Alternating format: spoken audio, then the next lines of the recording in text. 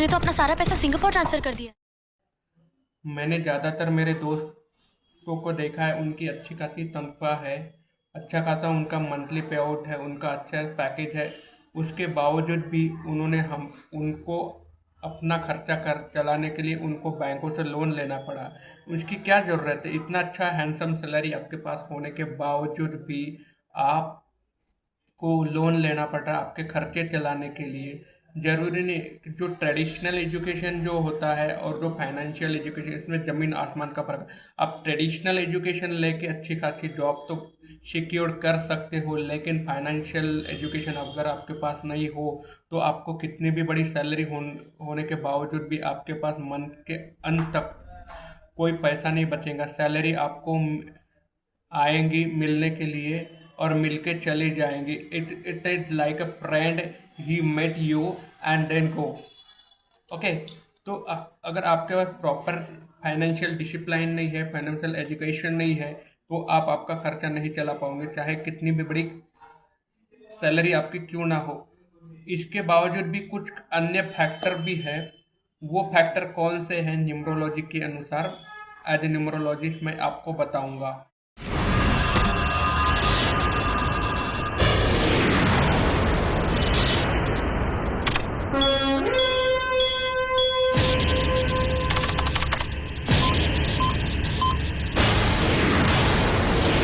Plan करके 5 महीने में 100 मिलियन कमाए और मैंने सिर्फ 5 मिनट में तेरा सारा पैसा इंश्योरेंस कंपनी के अकाउंट में वापस डाल दिया।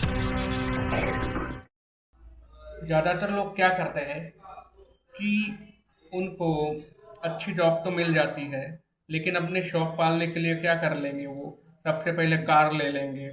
उसके बाद और किराए के मकान में उनको पसंद नहीं है तो बड़ा मकान ले लेंगे। तो ऐसा करके क्या उनके खर्चे वो बढ़ा देते हैं और जीरो इन्वेस्टमेंट जीरो है। तो फाइनेंशियल एजुकेशन भले ही आपकी तनख्वाह कम हो, लेकिन तो भी आप आपका खर्चा अच्छे से चला सकते हैं और आपका घर अच्छे से चला सकते हैं, अगर फाइनेंशियल एजुकेशन आपके पास अच्छी हो तो।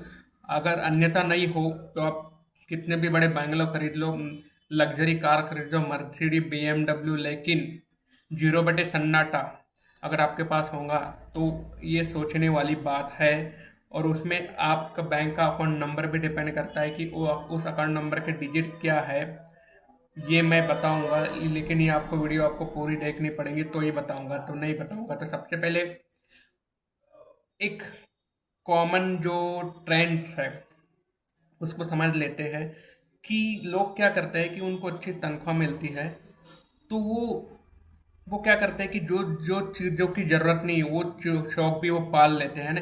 वो शौक पाल लेते हैं तो जिनकी आपके पास ज़रूरत नहीं है। बड़े इन्वेस्टर वॉरेन बफेट जी ने कहा है कि जिस चीज़ की आपकी ज़रूरत नहीं है, अगर वो चीज़ आप खरीदेंगे तो आपको आपके घर की चीज़ें बेचना पड़ेगा। ऐसा ही कुछ ये कॉमन ट्रेंड फॉलो करते हैं कि अच्छी तनख्वाह मिल गई, चलो अरे यार तो अपना अच्छा घर होना चाहिए, तो करोड़ों का वो बंगलो खरीद लेते हैं।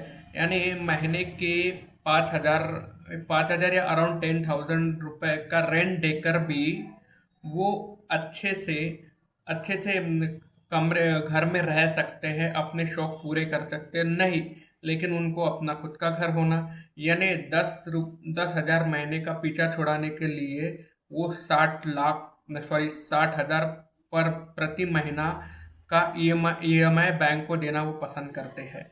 उतनी ही इन्वेस्टमेंट 60,000 पर मंथ की इन्वेस्टमेंट अगर आप म्यूचुअल फंड म्यूचुअल फंड में, क्योंकि शेयर मार्केट अगर आपके पास समय है और स्टॉक मार्केट में आपके पास समय हो, नॉलेज हो, डिसिप्लिन हो, तो ही आपको स्टॉक मार्केट में इन्वेस्ट करना चाहिए, वो भी लॉन्ग टर्म निवेश। अगर वो नहीं होता है तो म्यूचुअल फंड आपके लिए सबसे अच्छा जरिया है, सबसे अच्छा आपके लिए ऑप्शन है इन्वेस्टमेंट का for the long term goal set के लिए। आपके जो भी गोल है, घर हो, कार हो, जो भी और अन्य लग्जरी या फॉरेन ट्रैवल हो, ये सारी चीज़ें का मोटो सामने रख के अगर इस प्रकार से आप इन्वेस्टमेंट करेंगे और कुछ साल के लिए आप और रेंट के घर में रहे होंगे तो भी आपका अच्छा से काम चल सकता है। रेंट में घर में रहने का फायदा ये भी है कि हर 3 साल बाद आप लोकेशन बदल सकते हो। अरे यार मुझे इस घर में बोर हो रहा है तो चलो दूसरा इससे अच्छा अपन 2,000 का किराया और बढ़ा के और अच्छा तो ये फ्लेक्सिबिलिटी आपके पास होती है। लेकिन जब आपका बंगला, करोड़ों का बंगला खरीदते हो, ईएमआई तो उसका भर ही रहे हो, लेकिन कुछ छोटे मोटे खर्चे आते ही हैं, उसको मेंटेन करने के लिए भी आपको पैसा लगता है।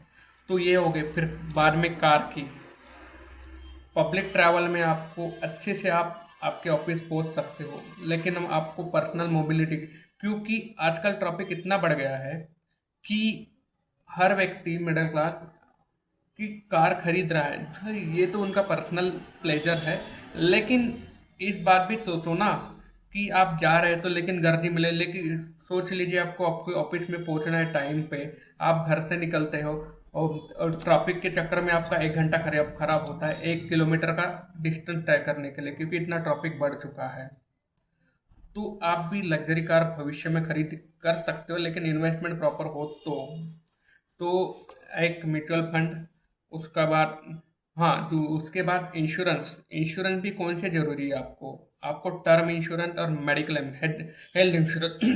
टर्म इंश्योरेंस यानी एक छोटा सा प्रीमियम देके आप आपकी लाइफ सिक्योर कर सकते हो। यानी मान लीजिए 30 साल की आपकी उम्र है और 1 करोड़ का अगर टर्म इंश्योरेंस आप रिफंडेबल वाला लेते हो, आरओपी, रिफंडेबल ऑफ प्रीमियम आप लेते हो, तो 30,000 के अंदर अंदर आपको टर्म प्लान मिल जाएगा। उसके बाद मेडिक्लेम, क्योंकि अनप्रेडिक्टेबल है अपना लाइफ, कब क्या हो जाए, तो इसलिए हेल्थ इंश्योरेंस लेके छोटा सा प्रीमियम देके आप हेल्थ, ये 2 इंश्योरेंस, और उसके बाद में म्यूचुअल फंड, इन्वेस्टमेंट प्रॉपर, या तो आप तो रियल इस्टेट में करो। रियल इस्टेट में जरूरी है कि आप लमसम पैसा डाल दो एक प्रॉपर्टी में और उसमें ईएमआई भरते हो। ऐसा नहीं कि कुछ ऐसे ऑप्शन भी आया है REIT का, जो रियल इस्टेट में इन्वेस्टमेंट होता है स्मॉल अमाउंट में, यानी जो बड़ी बड़ी कंपनी होती है कि उनके बड़े बड़े प्रॉपर्टीज होते हैं जिनका सोर्स ऑफ इनकम होता है रेंट, वो रेंटल इनकम उनके आता है, तो आप उनका भागीदार बनते हैं। REIT, real estate investment trust करके एक नया ट्रेंड है जिसमें आप निवेश कर सकते हो और रियल इस्टेट में भी आप लाभ ले सकते हो।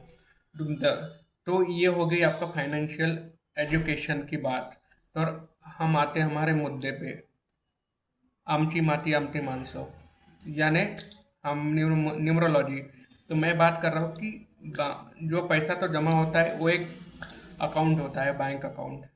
तो इस बैंक अकाउंट का नंबर क्या है? अगर बोलू मैं, अरे नहीं रे, वो अबे जल्दी बोल, कल सुबह पनवेल निकलना है।